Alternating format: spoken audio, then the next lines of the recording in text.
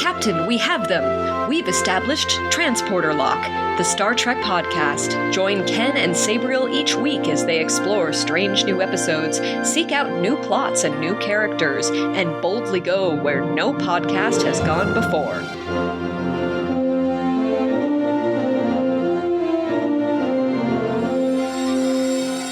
Hello and welcome to Transporter Lock. I'm Captain Sabriel Maston, and as usual, I'm joined by Chief Engineer Ken Gagney. How's it going, Mr. Gagney? Oh, Captain Sabriel, it is going delightful. It is October, it's Q4, and we have 6 new missions on our duty roster to cover today. Q4, we've already gone through Q1 and Q2. Oh, don't talk about Q. We haven't met them yet. We're on a T'Lyn thing right now.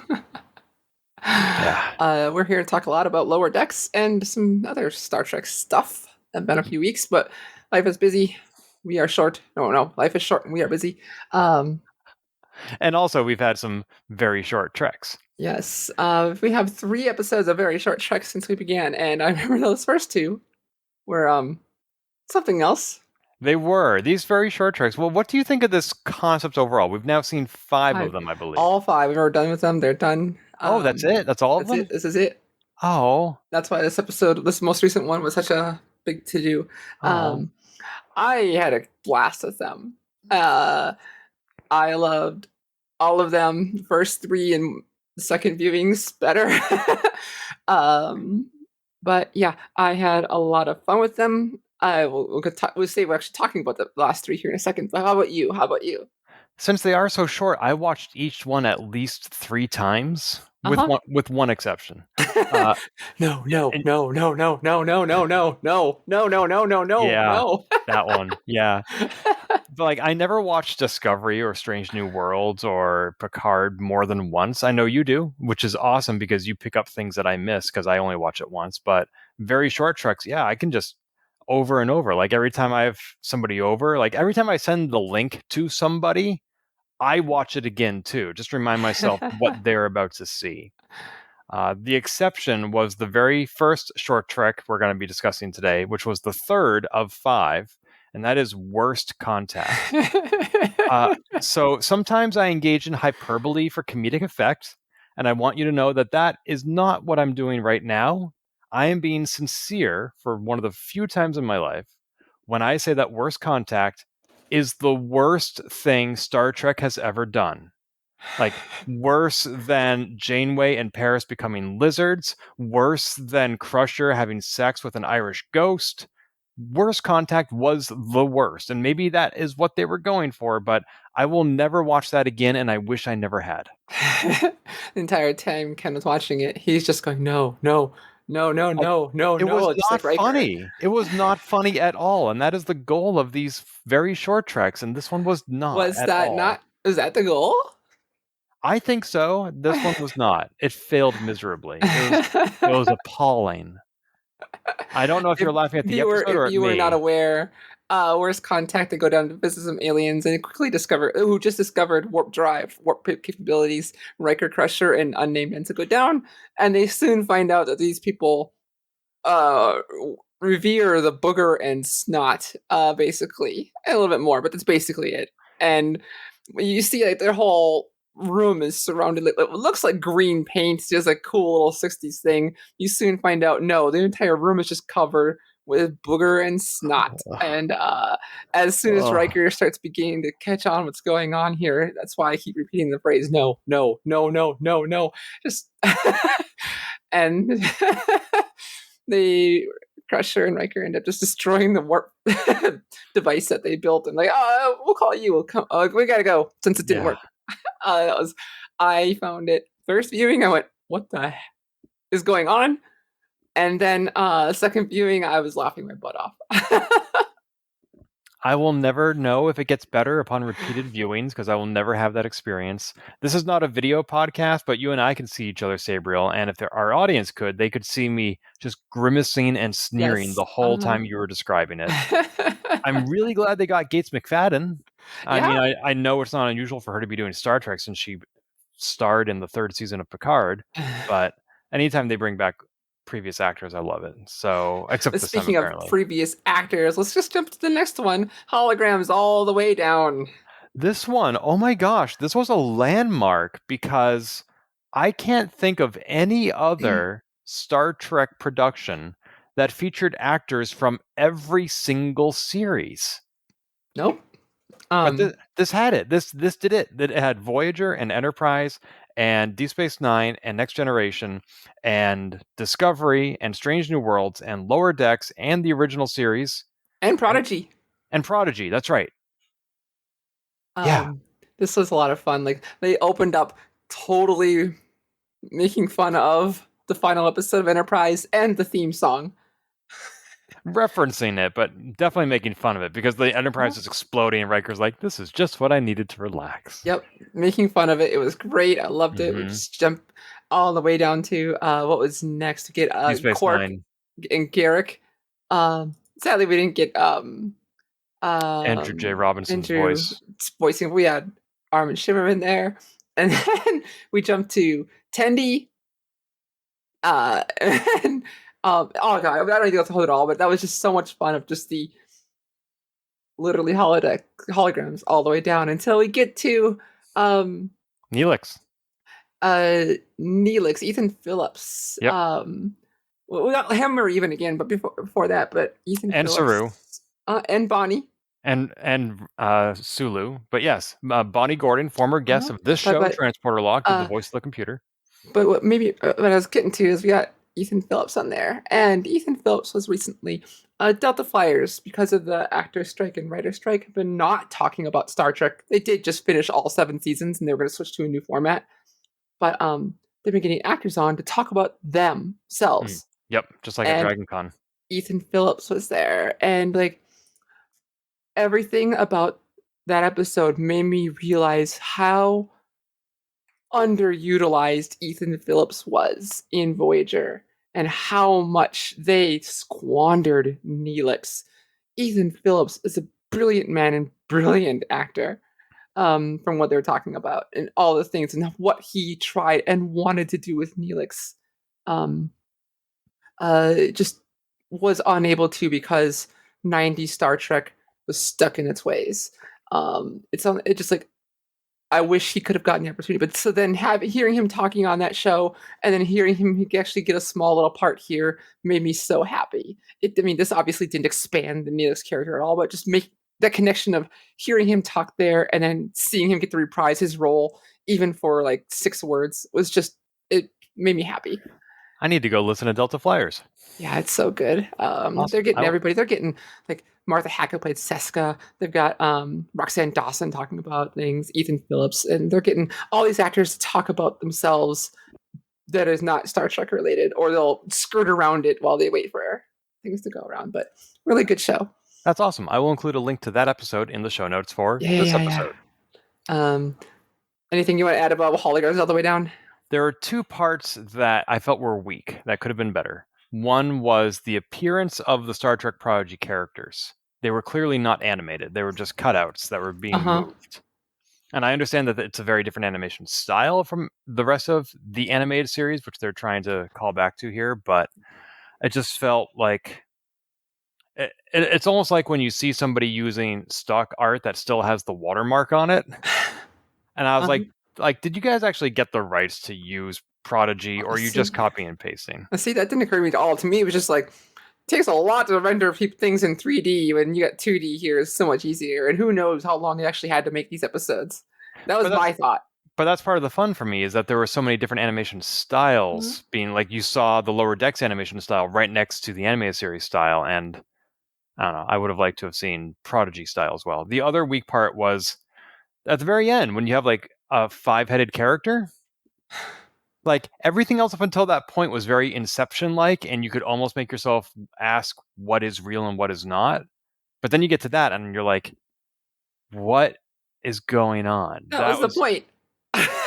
It just felt a little too weird to me. Just went off the deep end for you. Yeah, like everything else actually was not off the deep end, no matter how silly it got. But then that was just out of the blue. I don't really feel like they built up to it. And also, Discovery, Saru saying computer freeze program. They didn't have holodecks on Discovery, although I guess once they fast forward to the future, they do. And also, I learned, as we'll get to in a moment, the animated series introduced the concept of the holodeck.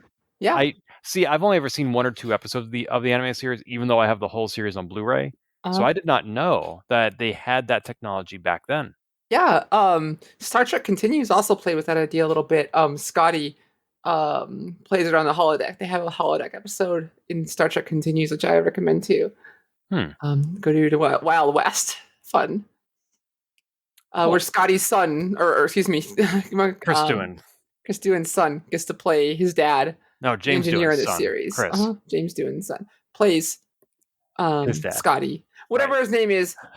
The actor who played Scotty in Star Trek: The Original Series in 1967 and whatever, he got to play his dad. Yes. Character, and they had a holodeck episode there too. At least a little bit of a holodeck episode. Which leads me into the next very short trek, Walk, Don't Run. I was disappointed that they didn't get Chris Doohan to play Scotty here. Because I didn't think about it. I wasn't disappointed or excited either way. I mean, they have all these other actors coming back and reprising their roles. Like even in this one, they had George Takei and Jonathan Frakes, which I thought was awesome. And then they, obviously they're not going to have Majel Barrett, but they have a precedent for somebody playing Scotty. They have a couple of somebodies. They have the person they just introduced on Strange New Worlds, and they have Chris Doohan, who I know was not canon, but I don't know. I just would have liked to have seen somebody who has played Scotty before play Scotty again. We have a whole bunch of Scotties. Didn't bug me at all. But this line is... I mean, it didn't disrupt my enjoyment, but it's something I would have liked to have seen. I laughed so hard at I've got your orgy right here. Just starts taking off his belt. So remind me, totally ripping into Lower Decks. It was great. Was that a holodeck from the first season? No, he was talking about just the show. Yeah, no, I'm saying when they talked about, like, because Tendi was talking about all the things they've used the holodeck for, and then Scotty says, yeah, and you had an orgy. I was trying to remember. I know that happened. I remember the first season of Lower Decks, there was a big brouhaha about how they were actually using black censor bars on animated series. Was that the holodeck? No. I honestly don't remember. No. That orgy actually happened? Yeah. They even reference vaguely in the most recent episode we're going to talk about, where the Cerritos is statistically the horniest ship in the fleet. Yes, but I guess I don't know for sure. I guess. Oh, I'm checking now. I just Googled it. Season 2, Episode 1. Ensign Mariner walks in on an orgy involving most of the crew of the Cerritos. The whole event was a hologram, but it really upset whole swaths of the fandom. Okay. And then it says, it goes right on to say, Star Trek is one of the horniest franchises in existence. Doesn't say Lower Decks. It says Star Trek, which if you take into account Riker and Kirk, yeah, I can see that. Okay. But yeah, also, Tendi's a good singer. Yeah, it's really good. Just get to let it out. That was awesome. I want to hear more of that. And somebody else told me that all the characters just suddenly grabbing instruments and bursting out into song was a very 70s cartoon thing to do. Yeah. Oh, I thought you got the reference too. Oh, that's fun that you didn't. Oh, you get to explore. You learn so much. That's awesome. Did that happen on the animated series or just in cartoons in general? No, cartoons in general. Even like the Brady Bunch cartoon, referencing that, and Josie the Pussycat, Scooby Doo. Yeah. Oh, see, of those three, I know that they all exist. This is not a surprise to me, but I've only ever seen Scooby Doo of those three. So yeah, it would happen. It would happen. Just a thing you did. Your cartoons would just start singing. I want the single for that song. I loved it. It was very trippy. I liked it. So that is the end of Very Short Treks? Yep, that's it. All right. Well, we are 15 minutes into this podcast episode. That leaves us like 45 minutes or so to discuss the latest 3 episodes of Lower Decks, which was in order: Something Borrowed, Something Green, Empathological Fallacies, and Parth Ferengi's Heart Place. So, yeah, let's get to it. Yeah, Something Borrowed, Something Green. I had so much fun with this episode, and finally getting to explore Orion's, and I also I love the names of these Orions. Bert and Erica. I thought that was pretty great too. I was chuckling at that. I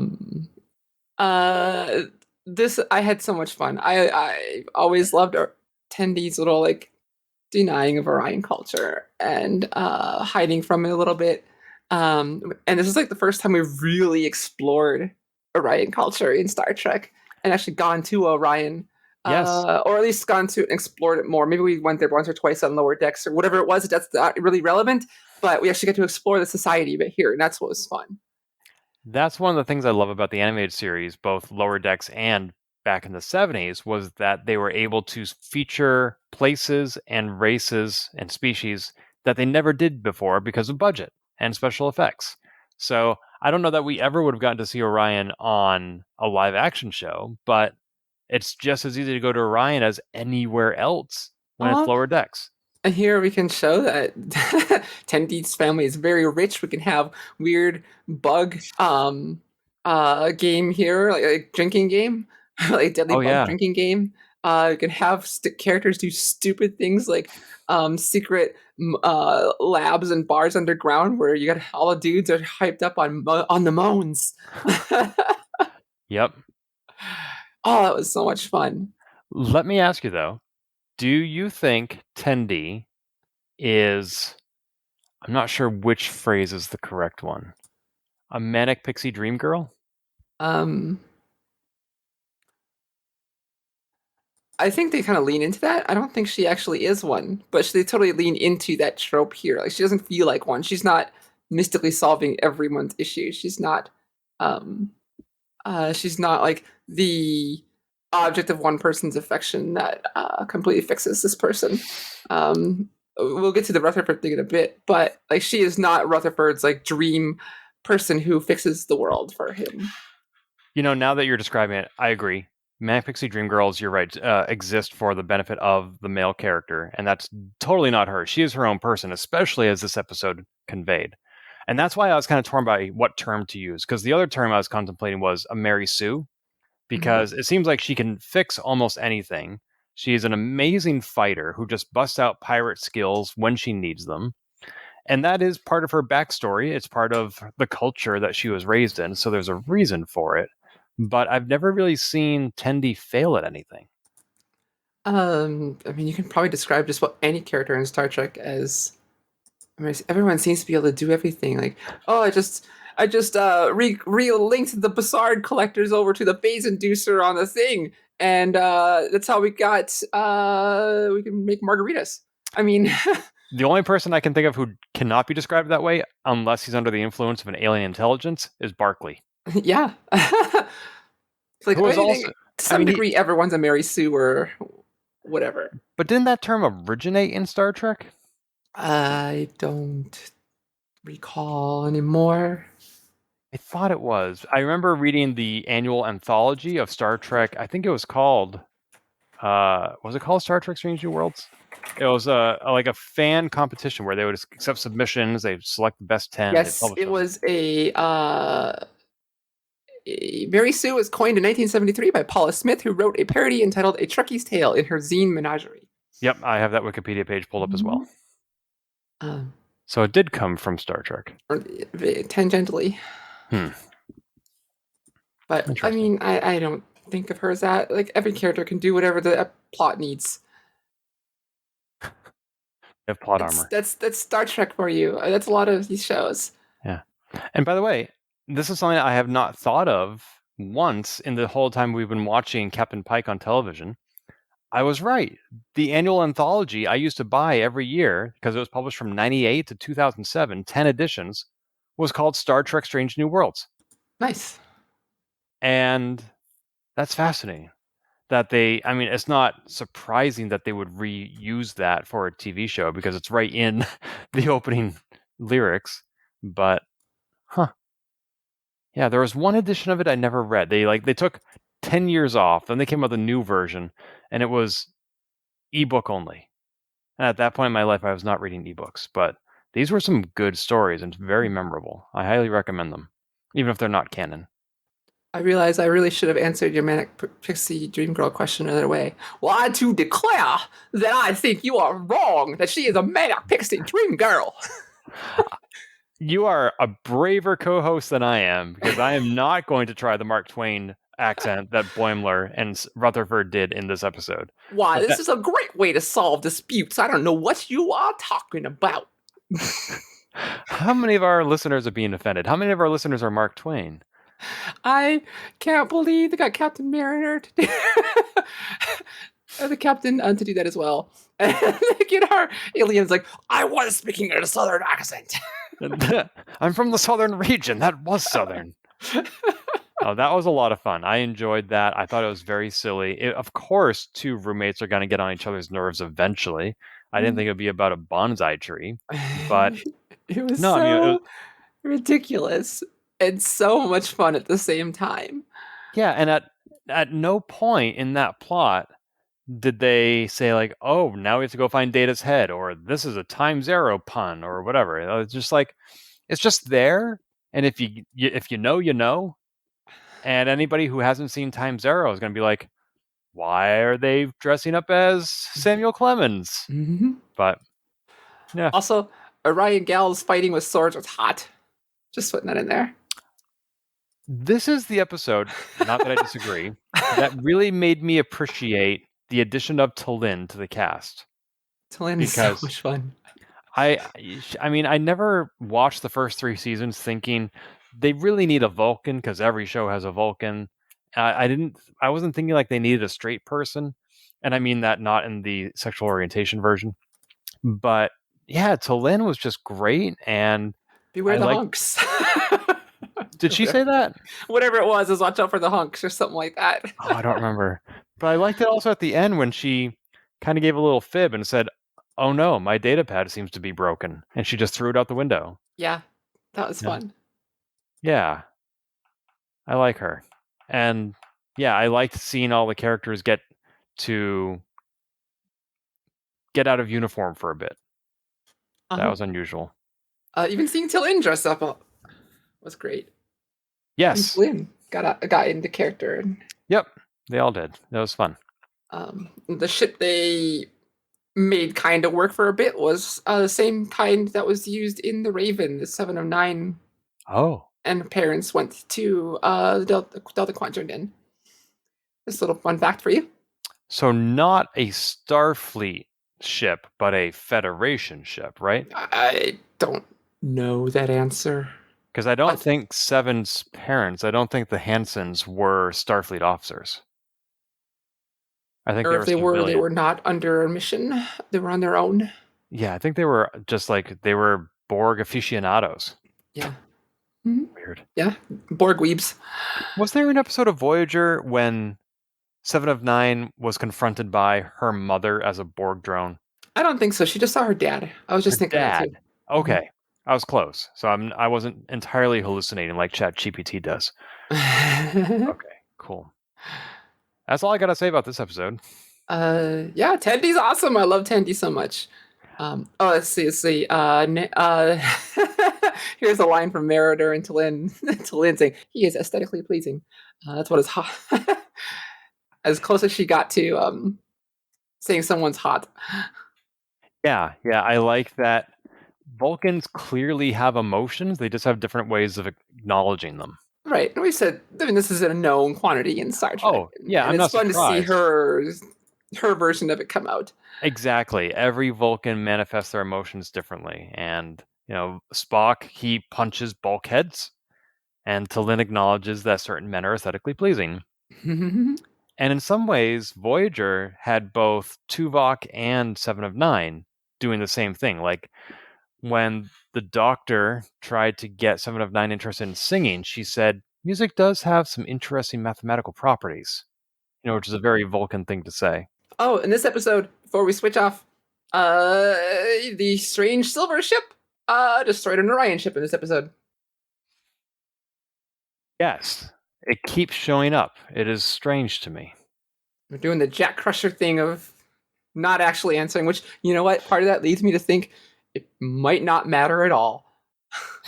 I know, like, they're putting it in there like it's something that's important, and they keep mentioning it, but part of me is starting to wonder, maybe it's superfluous. Maybe it probably will have a resolution, but it might not matter, or go, oh, okay. And we'll figure that out soon. I suspect the ship is not destroying the people that we're seeing it destroy. Yeah, it does seem kind of like that way, doesn't it?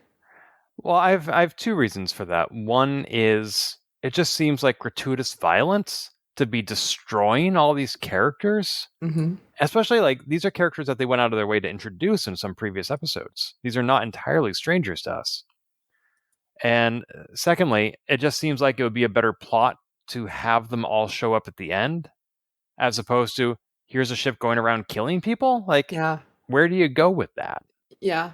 Also, they weren't even going after the Orion ship. The Orion ship went after it.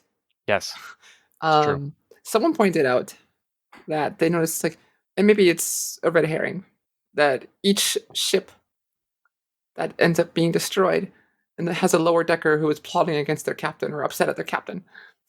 I noticed that at first they all had lower deckers that we had seen before. I didn't realize that there were plots. That's interesting. Like each one has, or is some way antagonistic to the captain. Maybe not necessarily against them, but antagonistic against them for whatever 7 seconds we see of their existence. So that is a good it could be a red herring. Could be. All Or right. in Tendi's case, a green one. A green one. Shall we talk about empathological fallacies? Empathological fallacies. You told me before we started recording that you were underwhelmed by this episode. I'd like to hear you go into why. Nothing got me excited about this episode. We didn't really. God, I'm even trying to remember what happened here. Let's see. The Betazoids come up here. Yeah, the 3 women. Yeah, just like in Hocus Pocus. We learned Caitians used to hunt them. Okay. Oh, we're going to Borg territory for some reason because we're not thinking straight. No. It was neutral. The neutral zone. Neutral zone. That's right. That was a different one, the Borg one. I mean, that was the funniest part. Was the Romulans at the end going, "Oh," when the ship didn't cross into it. Nothing about this got me excited. I was bored. I'm not bored. I was just. It was a 3 out of 5 at best for me. When usually lower decks tends to be, or actually, I hate doing 3 out of 5 being average. It was a 2 out of 5 because most below episodes average. are 3 or higher. Because 3 would be average, right? It would be, yes. I try not to do the 7 out of 10 out of everything for everything. I try to actually mean 3 out of 5 actually being average. Brief aside. And this may be apocryphal, but I don't think it is. When the Escapist magazine relaunched a few years ago, under the leadership of a friend of ours, he was of the same opinion that 5 should be average. And this was around the time that like the Tomb Raider reboot happened. And I think he gave it like a 6 because it was above average. But that's not how Metacritic aggregates the scores. And so, like, there are a lot of headlines like Escapist gave Tomb Raider a 6 out of 10. And it brought the Metacritic score down. And the publisher was not happy. And the publisher of the game, and the publisher of the review was just like, well, this is how we do math. 5 is average because mathematically it is. And yeah, so my point being that in the small, isolated silo and vacuum in which we are doing this podcast, we can do whatever we want. But when you are putting stuff out there into the world and there's so much momentum behind a certain grading standard, unfortunately, it's really hard to buck that system. And you sort of have to fall in line because it's what everybody else is doing. Come at me, Paramount. Do it. Do it. Okay. T'Ana has Bendai syndrome. She's very young for Vulcan. Yeah, and here, not impossible, but okay. My objection to that was, okay, I really liked when Mariner said, Spock's dad had it, and he's Vulcan as F. And she's like, that was one line. By the transitive property, I too must be Vulcan as F. So I liked that. But that was fun. When Sarek had Bendy syndrome, that's the name of it, right? Bendy, either way, whatever. You got it. Bendy syndrome. Now that I'm saying it, that sounds silly. It must be Bendai. I don't know. When he had Bendy, it's Bendii. Take it for everyone. When he had that condition, he was projecting the emotions he was feeling. And Picard was the recipient, the vessel, and he expressed them and how much, like he was saying, like, I love my son Spock so much and blah, blah, blah. But in this episode, everybody was being really horny. Like the one character who I felt was expressing emotions that T'Lyn was feeling was the bird dude who was trying to blow up the replicator because it wasn't doing exactly what he wanted. Like that I could see was what T'Lyn was feeling, but everybody else, it just felt like it was random emotions. I would agree with that. And part of me was thinking during the episode, like, okay, maybe they're gonna play off with, there's a thing there's a term for it, and I don't recall what it is, where someone, and maybe it's a kind of a trope, but apparently it's actually a real thing too, where someone on a plane will say, "I feel sick," after they ate something, and then other people will say, "Well, I feel sick too. I feel sick too," and more and more people think they get sick, when actually they are 100% fine, but psychologically they start getting this. This is even an episode of House, I think. Um, I don't remember the term for it. And part of me was thinking, is that what this playoff is going to be? Everyone just sees some people having wild reactions like, oh, it's affecting me too. I can't control myself. I'm doing all these things. But that never actually came to be. That's just where I thought it might be going. And it never did. It just like, oh, okay. Yeah, because once like she got better, everybody got better. Uh-huh. Even It's if like, they didn't see other people getting better. and I mean, humans are complicated creatures, like, or people are complicated. Vulcans are. You get the idea. Yes. Like, we can be multiple moods at the same time. Oh, Like, yes.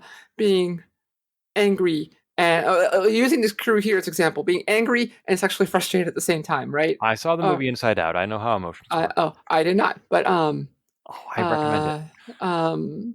so like, it's like I can see some leeway there, but there was just no payoff and no suggestion of it. You had to connect those dots, and usually I'm cool with connecting dots, but this one didn't really give me dots to connect. Mm-hmm. So whatever, and like, okay, it was fun. Like, okay, we got 3 middle-aged or older betazoids having a fun time doing their thing. Okay, we discovered there's a secret service or secret intelligence agency on Betazoid. Okay, They have their own, obsidian I expect order. every planet to have that. Okay, I mean, it's kind of neat. Like, okay, sure, you got that. That's fun, but it didn't really pay off. There was no payoff here. There's some funny lines toward the end. I am Vulcan AF, and whatever. But I was just, this is not exciting me. Well, for me, the payoff was the arc that T'Lyn went on, because at the beginning of the episode, she saw her time on the ship as a punishment, and she wanted to end the punishment and leave the ship. And by the end of the episode, she chose not to send the message. She chose to stay. Mm-hmm. And so it wasn't just that she was experiencing a syndrome. She was also suffering from a lack of self-confidence. Mm-hmm. And I thought it strange that when she restored her self-confidence, her syndrome went away. But for the purpose of the plot, I understand it, and I liked that. So, yeah, she was sent there against her will, but now she has reclaimed it and made it her own, and I like that part of the story. Yeah, I guess that's good. That's good. I hadn't thought of it that way, but yeah, absolutely. Next episode? One second. I just like, if you want the nerdiest of nerd things that happen, like Memory Alpha can be full of things like the most pedantic things. Like what? In the background information under title for this episode. Although presented on Paramount Plus as Empathological Fallacies, the title card actually read Empathological Fallacies. Oh, they changed the vowel? They changed the vowel. You got a bullet point to make sure to point that out. So which one is canon? I don't care. Yeah. But by the way, brief aside, this is something you and I discussed online, which was the very short treks. I was surprised that the credits are not in the show. You have to look in the YouTube comments. You're the one who pointed that out to me. Oh. And most, like, even when we were watching Lower Decks, the episode coming up had some familiar faces, and I watched the credits to find out if that was actually them. It would never occur to me to go anywhere else to look for the credits, but on YouTube, you have to go somewhere else, which is the video description. Yeah. Oh, I don't like it. Mm-hmm. Yeah, you mentioned like, hey, I wish we know who these people are actually the actual actors, and like they do. Well, the videos will eventually be divorced from the context in which they originally appeared. Yeah, I concur. I'm agreeing with you. I do say But like YouTube videos are so easy to download and redistribute, and you're not going to find the description everywhere that the video shows up. Yeah. And so I don't know why they wouldn't embed it in there, because actors deserve credit. Mm-hmm. Full stop. All right. Last episode? Parth Ferengi's Heart Place, which is apparently I was, as we were getting ready to record, I pulled up like, what in the world does this mean? Apparently the title derives from the name. I mean, I'm reading this bullet point word for word. The title derives from the name of the British comedy horror miniseries Garth Marenghi's Dark Place. Parth Ferengi's Heart Place. So it's not a Shakespeare thing? Nope. And I've already pulled up a link to describing this show, and I've already forgotten. Horror parody TV series focuses on fictional horror author Garth Marenghi and his publisher. Characters who originated in the stage show of Garth Marenghi's Fright Night. Okay. Oh, by the way, we didn't talk about Boimler playing board games with security. Oh yeah, I did want to mention that. Back up. I thought that was kind of fun. Like Shaq's like the security team is actually all about zen and calm and whatever like that. So when action actually calls for them, they are ready for it. They can unleash everything they need to. I thought that was fun. Yes. Okay, moving and forward. They put together a Malcolm Reed puzzle. Oh, that's right. That's right. I love these little references. Mm-hmm. All right, Parth Ferengi's Heart Place. I had so much fun with this one too. I also love the Ferengi, and we got to see Max Gernenschink and Chase Masterson reprise their characters. Yeah, Ram and Lita are back. So this means that every time a DS9 character shows up on Lower Decks, it has to be a Ferengi and a Bajorn. Apparently. Has to be that race and has to be paired in that way. It was so fun seeing them, especially since I've actually met Chase Masterson a few years ago at a con here in Fargo. She's a sweetheart. She's a lovely. I even bought an album from her. I've never met her. I would love to, but I'm sure she's lovely. But yeah, I wasn't expecting them to come back. And, it's been literally decades since these actors have played these characters. People's voices change. I wasn't quite sure it was them, and I did have to check the credits to make sure. I would be surprised if it wasn't, because those actors are still alive, but I couldn't tell from listening. Could you? Yeah, I did. I could tell. But I know I have an affinity for picking up voice actors. I'll be watching with one of my partner's shows. I'll be, oh, that's so-and-so who played whatever. And she's like, what? How did you know that? And I'm like, I just know their voice. And it's not perfect. I mess up, but sometimes. But like once in a while, when the kid who played Ruafo in Hook, who later played I'm a drunk on complete blank on my friends. Avatar. My honor. Oh God, why am I drunk complete blank? This character, he shows up in here. He shows up in other shows. Like he's a voice actor now. Like I recognize him immediately. Our friend TJ, who appeared on my other podcast, Polygamer, once. He was once playing the Nintendo Switch RPG Octopath Traveler, which it looks like a 16-bit RPG, but it has voice acting. Zuko. There we go. And at one point, he's playing the game, and he goes up and he starts talking to a villager, and the villager is responding in voice, and TJ is like, holy crap, that's Mark. Mark Ruffalo. No, not Mark Ruffalo. It's a friend of his named Mark, who is a voice actor. Oh, that's fun. He's like, oh my God, I saw him last week. He was at my birthday party, and now he's in my game. Oh, yeah. Like Liam O'Brien, he's all over the place. He plays, most people, if you play World of Warcraft, you know him as Illidan, but he's also one of the Critical Role people now. He does voice actors. Voices for everything. And it's, once you hear him, like, oh, that's him. Yep, that's him. That's great. That's great. Awesome. A lot of those people. So yeah, in short, I recognized Max right away. At the beginning of this episode, when the Lower Decks Ferengi are, first of all, they were getting rid of their weapons, which I was very surprised by because that seemed very un-Ferengi. And then they said, oh, Grand Nagus Rom. And I was like, oh, I forgot that we live in that universe. They haven't really referenced it. And say what? They really haven't referenced it. I guess they haven't had need to, have they? No. And I was also kind of surprised that I don't know how Ferengi government works. If I recall, the previous Grand Nagus selects the next one, but I would think that there would be an uprising if a Grand Nagus had to get out of the weapons and arms business. But apparently they just fall in line, so I was kind of surprised by that. Pleasantly surprised. Or, who knows how long it actually took. I think this is actually just a few years after like Voyager, if I recall correctly. I don't remember the exact time frame, but it hasn't been 20 years since. So, right. Also, this episode gave me another reason to believe that rogue ship is not killing everybody, because the Ferengi on that ship... Say what? The one recognized it. Well, he said, I was told there would be a prophet. Like, he was expecting the ship. He said, right on time, I was told there would be a prophet. And so he had some sort of arrangement with the ship. And for it to just turn around and kill him? Like, you don't need to plan with another ship for the ship to kill you, because it would have done it anyway. So he was expecting something else, and I think he got it. I think he's still alive. So that's He also looked very nervous. Like, I think I should go. Like, we don't know why. yeah. But once again, yeah, the mystery aliens. Like, I'm agreeing with you. My friend Shar has a hypothesis on who is on that ship. I was talking to her about that this morning. Do you want to hear it? I would let you share it with our listeners if I take my headset off, because I Oh, would no, prefer. I won't. I mean, we've done that before, where you speak and I don't listen. It's totally a hypothesis. It's just fun. It's a character that's been on the show before. On Lower I'll Decks say. before? Uh-huh. Okay. We shall see. I won't go into it. I mean, it's not a spoiler because it's just it's and it wasn't mine. So Okay. All right.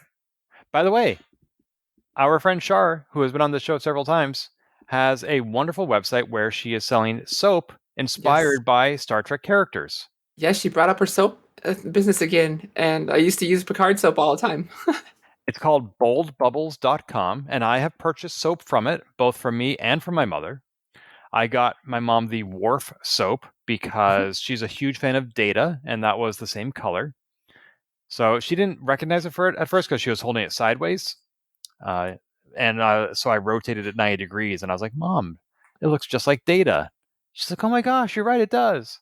And even now that I'm visiting the website, it looks like Shar has expanded her selection since I last visited, because now there's Prodigy Zero soap.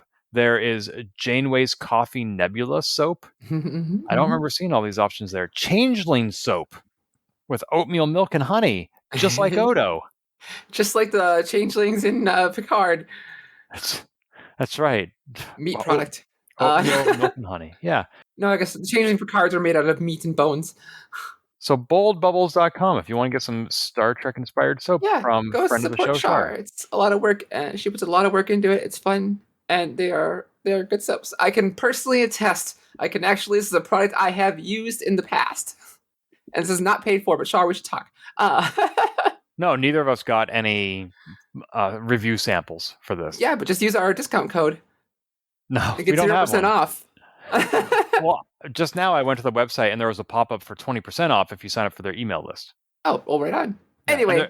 And there are other brands too, by the way. There's Babylon. It's funny how fitting this is for this episode being a Ferengi episode. Make sure you just go to buy the product. That's right. That's easy. Yes, I love when I paused the video when they landing on the planet on Ferenginar. I wanted to see all the signs that they had. And they had like Sluggo Cola, which is expected. Maximum Umox Rub Dungeon. The movie theater is playing something called Latinum Lost. And there was a place called All You Can, and then just Cubert Gibberish. You can imply what that's supposed to be. And of course, there was Uncle Quark's Youth Casino. Oh, I missed that. I think the biggest laugh I got this episode was when Mariner stopped at the Dominion War Memorial. Oh my god, and all these lost prophets. I know, the memorial to lost prophets. Like, oh my gosh. And like the widow was crying, and it's like, oh my gosh. They really leaned into the Ferengi thing in such a ridiculous, ludicrous way and fun. And the Ferengi that Mariner was hanging out with was, I think, from season 1, episode 1. Yeah, they were playing with Boimler. And yeah. Human! Yeah, when she said she was going to meet with an old friend, I had no idea who it could be. But once he showed up, I was like, oh yeah, I do remember that. I don't remember if the orgy was in a holodeck or not, but I remember you. We also finally get to lean into the Tendi Rutherford romance, or what could be if they could get out of their own heads about it. I really enjoyed that. I was hoping it would go somewhere that it didn't. I'm not disappointed because it was still fun. But yeah, there's clearly something there, because like even Rutherford was saying, why are hearts the symbol of love? It should be like green eyes or something. And then he was like, what? And he's like, oh, sorry, nothing. And he wasn't playing the role of a married man at that point. He was just being unfiltered. Uh-huh. It was so cute. It was adorable. And then they had a date at the Star Trek experience. I was so excited because I recognized it immediately. Was it just like at the Hilton? Yeah. Oh no, I mean, Oh, yeah, because the much of it was the opening when they had the Enterprise and Voyager hanging in the ceiling. Immediately, I knew model. That's what they did at the Star Trek The Experience. and they were playing the And music too. they were playing the music. They zoomed out, and it was Quark's bar at Star Trek: The Experience, not Starfleet or whatever Federation Experience, whatever it was. But and they had they didn't have all the like the Guardian of Forever or the Mugatu or the Mugudu or the Mugutu like standing around. They didn't have things like that, but they had things like memorabilia all over. And then they actually had an upper level where actors would look down. I remember one made fun of my table. Actually, no, that was a different incident. Another one was my friend being stupid. He's like, when there's a Klingon up there, and he's like, jump! And the guy looks around and just does a little hop. But no, I was giggling, so happy that they went to Star Trek: The Experience. They did not have the booth where lovers go to it. I went to Star Trek: The Experience at the Las Vegas Hilton back in '98, but I don't think I spent as much time there as in hindsight I would have liked. Like we didn't go into Quarks, we didn't eat while we were there. Oh man, We just sort of did the museum part at first, and then we did the ride, and I think then we just left. Oh man, it's like Because I was with my brother, who was not a Trekkie. yeah, that's right. Where I had gone like 3 times, and like the third time, we had a ticket where we could just go on the rides as many times as we wanted. It was so much fun, and we were playing with the actors. They were having fun. It was so much fun. I'm a little envious. I'm a lot envious because you can't go back because that thing's gone. No. We also enjoyed the Warp Core Breach and the James T. Kirk, which were massive drinks that you had to share with 6 people. They would not let you get it if you were solo. I love it. We got so anyway. This episode, Boimler gets hooked on TV and commercials. I like the idea that commercials are such a foreign concept to him. I was a little disappointed that he started binging stuff because I actually wanted to see all those museums he was talking about. I think that would have been fun. It's also, by the way, let's back up. Star Trek has, or rather, Starfleet has a travel guide section. I'm guessing it's a lot like the Hitchhiker's Guide to the Galaxy. Yeah, or Lonely Planet or something. But yeah, and like Starfleet officers get to write them, and they said only just go review 4 or 5 things on an entire planet. Wow. So much fun. I wouldn't mind that job. The Museum of Gambling and the Museum of Haggling. Right. And of course, like I have to mention it again, the Dominion Memorial. Yes. Oh, the landlord cops, and then having the show like having to sign here when he's dying on it. So, brief aside, back in the early years of this millennium, there were 4 made-for-TV movies based on RoboCop, and my dad screwed up the VCR, and I didn't get to see them. And now I realize that they're on Amazon, and I think they're like really pixelated, like really? like standard or even low def. But I don't know any other way to watch them, so I watched the first one, and it was, video quality aside, terrible. Not surprised. But that's like, I don't watch cop shows like CSI or any law enforcement anything. So RoboCop is as close as I get. So I kind of went from watching RoboCop. Hi. Oh, you're moving again. There you go. Cool. Okay. I had a little blink here too. I don't know what happened. I will make a note to check it in the backlog, but whatever. I'll go back and say, what was I saying? Like, I don't watch law enforcement shows like CSI or anything, so RoboCop is as close as I get. So I went from RoboCop to Landlord Cop, and I was like, it's not all that different, actually. Nope. It's still it's the same. It's the same. It's great. Let's see. I want to talk about Grand Nagus Rom because at first I was taken in by his act of being a dullard, and I then, just as Captain Freeman is figuring it out, I started to figure it out. I was like, oh, he's playing them, and he was far more conniving than I remember him being on Deep Space Nine. And I'm not saying that because Quark always saw him as a dumb brother. I'm saying it because Rom always seemed like a very moral person for Ferengi. And so he seemed to have become, in the years since we last saw him, more Ferengi.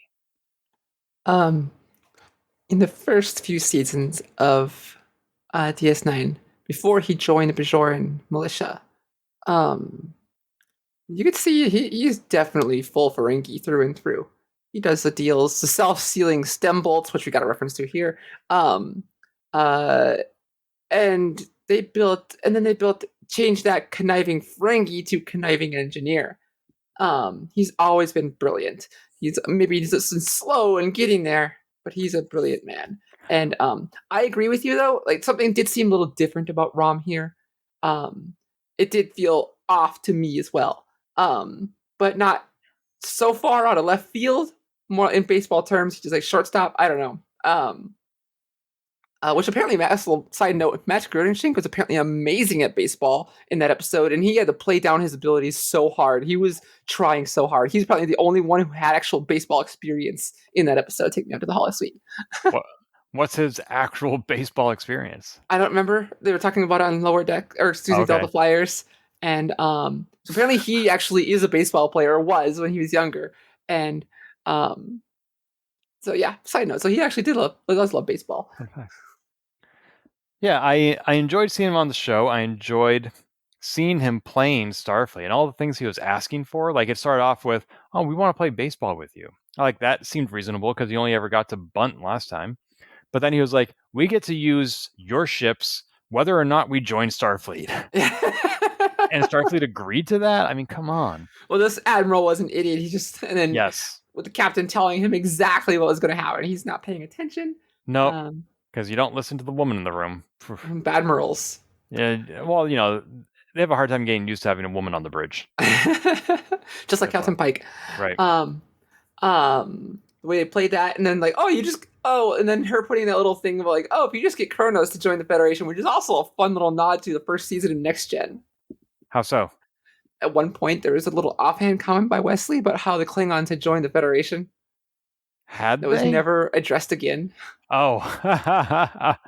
I think this was like years before like they ever thought they were gonna, because they were never gonna bring Klingons or Romulans on Next Gen.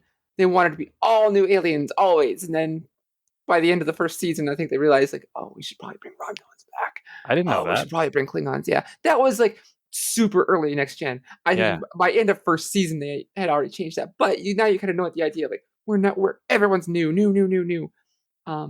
We're gonna rehash old episodes, but aliens are gonna be new.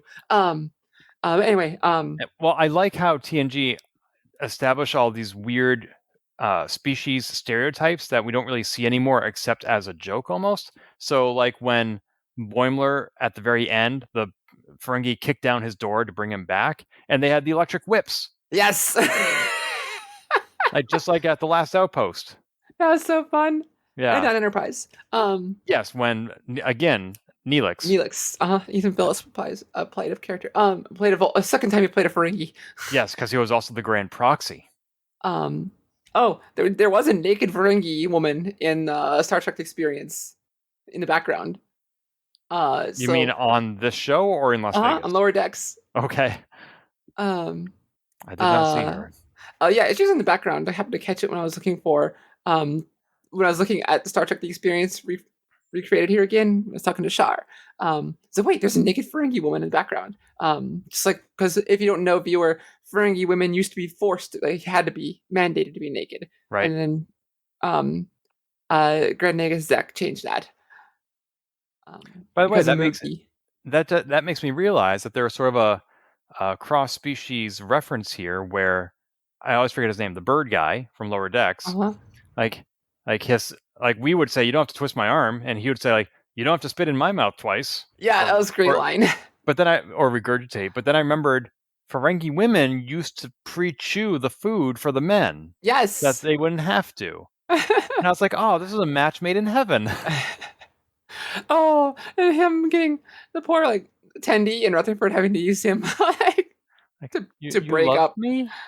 I didn't know you love me. No, that's what the bird guy was saying. but I really liked. We're sort of bouncing around a lot this episode, Uh-huh. but like you said, Freeman put in that clause about getting the Klingons in. A Ferengi would not have agreed to that contract without reading it first. So, I mean, maybe Grand Nagus Rom was just so convinced that Starfleet was stupid at that point because they'd agreed to everything else. He was like, there's no way that they're going to suddenly surprise me. So maybe he went ahead with that. My favorite part of the Tendi and Rutherford, well, my favorite two parts. One was when Rutherford said Tendi had nice eyes. Mm-hmm. The second was at the very end when they climbed into the Jeffries tube together. Because, like, when they're working, they can be physically intimate. Like, we don't see it, but the legs imply that they were very close to each other. Uh-huh. And they were fine with that as long as they're working. They didn't need a label. They didn't need anything else. I don't know. I know we've talked about this. We don't need to ship everybody. Not everybody needs to end up together. And often when they do is when the show jumps the shark, kind of like Joe and Helen on Wings, you know. But that's a callback. Am I wrong? No, I'm just saying, like, how, like, of the 10 people who listen, it's just me who's gonna get it. Well, you're the one of the 10 people listening. You're the only one I'm talking to. So, like, on one hand, I enjoy the tension and seeing it not realized because I know it will never be as good as I hope. But on the other hand, they deserve happiness, and I think they're great for each other. I think they are happy. Okay. They're getting what they want. That's true. Cool.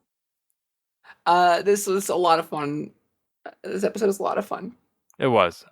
I've really enjoyed Lower Decks all season.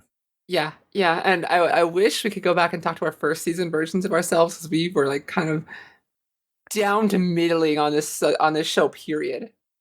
And now, like, I want to go back and say, like, it gets better. Well, it's just like, you don't understand this yet, is what I think is really it.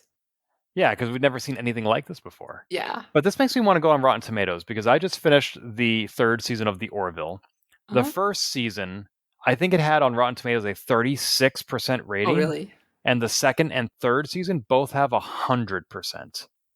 And so I'm going to go on Rotten Tomatoes and see what the fans think of Lower Decks over time and how it has evolved.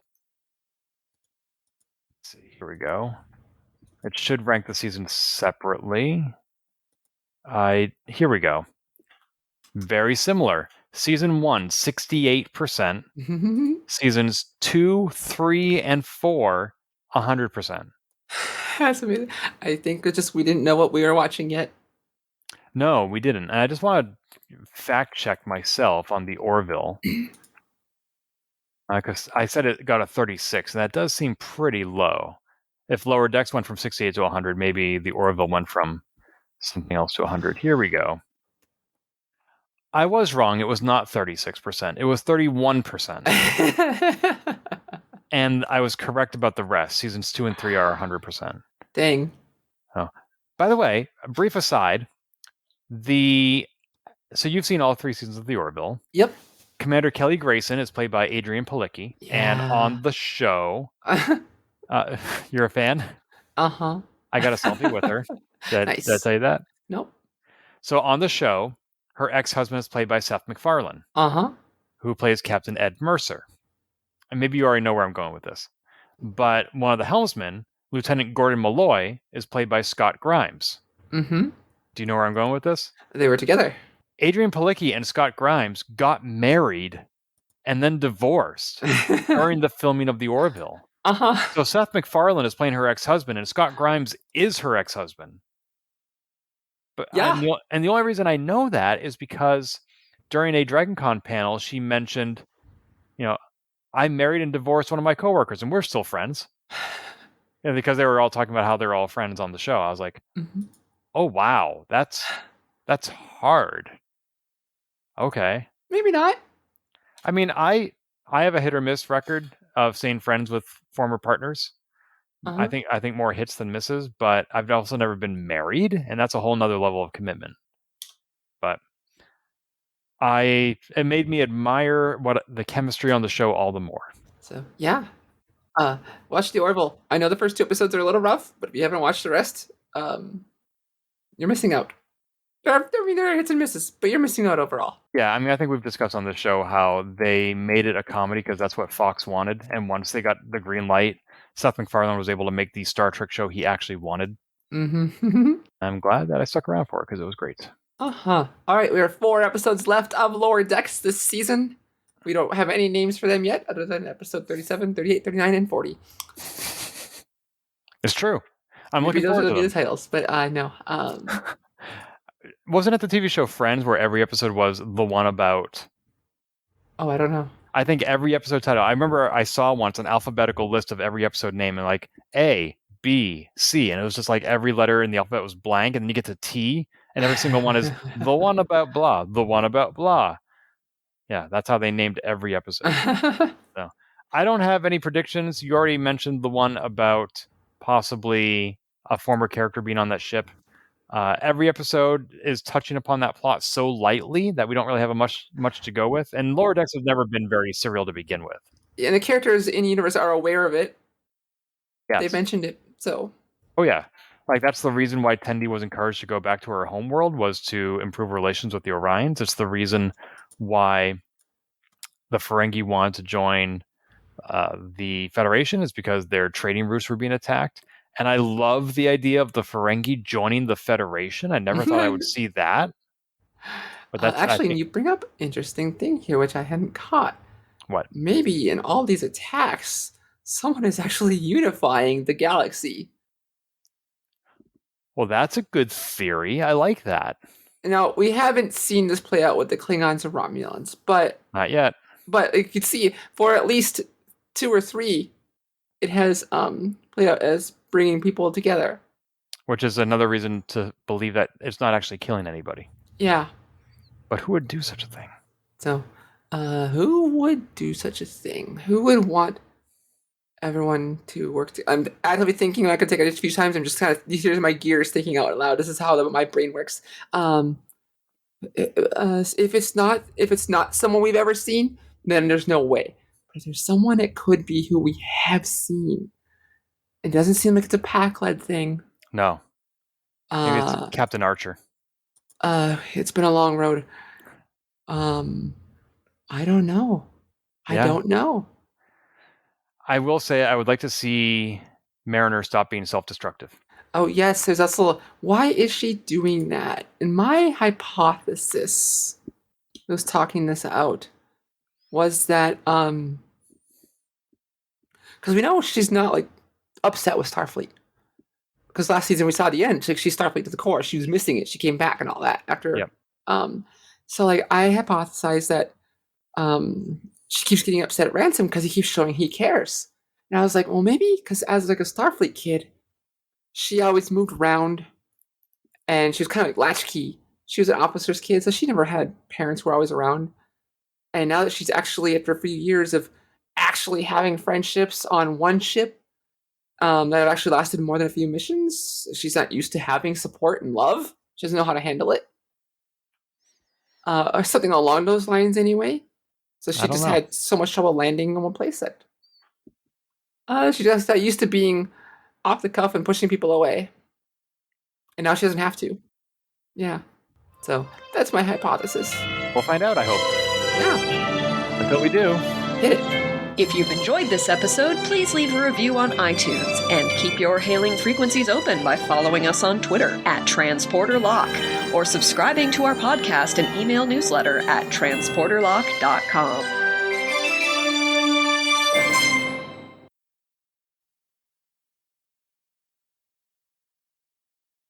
We can just Okay. I'll do all the editing. It's fine. Maybe this will be the worst blooper ever. It's fine. I just want you to sound like this, and you're going to pull up words to make it sound like a sentence. Yeah, AI can do that, you know.